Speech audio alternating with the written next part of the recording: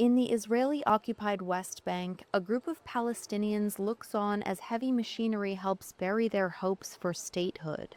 Surrounded by armed security guards, Israeli machinery carves up the land near the village of Beit Ur al-Fauqa to create new routes for Jewish settlements. Ashraf Samara is a member of the village council and says the construction is creating new barriers to movement for Palestinians. These roads are more than roads, as you can see. They are bulldozing the land and controlling large areas of land and ruining large areas of land and preventing the residents from reaching these lands. The reason behind this is to prevent the residents from reaching this land and using it, and therefore trapping the villages and the residential communities to the areas they live in only. Palestinians in the West Bank are usually barred from using the routes. And with each new road that makes movement for Jewish settlers easier, Palestinians face fresh hurdles in reaching nearby towns, workplaces, or agricultural land. Israeli settlements on the West Bank have been expanding at an increasingly rapid pace under Prime Minister Benjamin Netanyahu's government as the Gaza war has raged.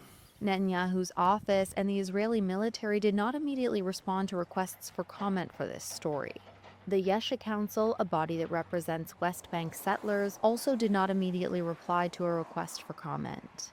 Palestinians and most nations regard settlements as illegal under international laws. Israel disputes this.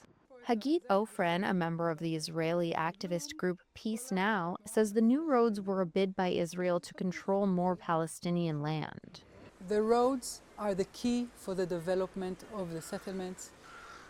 What the government is now doing is setting the infrastructure for the million settlers that they want to attract to the West Bank. Without roads, they cannot do it.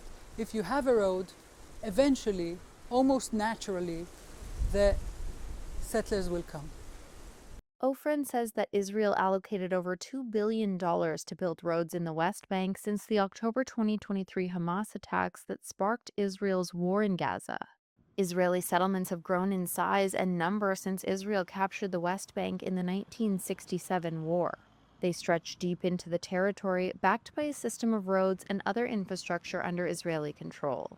A 2004 report from Israeli rights group B'Tselem described this network of roads and bypasses to settlements built over several decades as, quote, Israel's discriminatory road regime. The group said some roads aimed to place a physical barrier to stifle Palestinian urban development. Netanyahu, speaking last month as he approved a plan to expand construction between a West Bank settlement and Jerusalem, said, quote, there won't be a Palestinian state. U.S. President Donald Trump's plan to end the Gaza war, which Netanyahu approved, outlines a potential pathway to Palestinian statehood. But analysts say the conditions it lays out to achieve that mean such an outcome is far from guaranteed.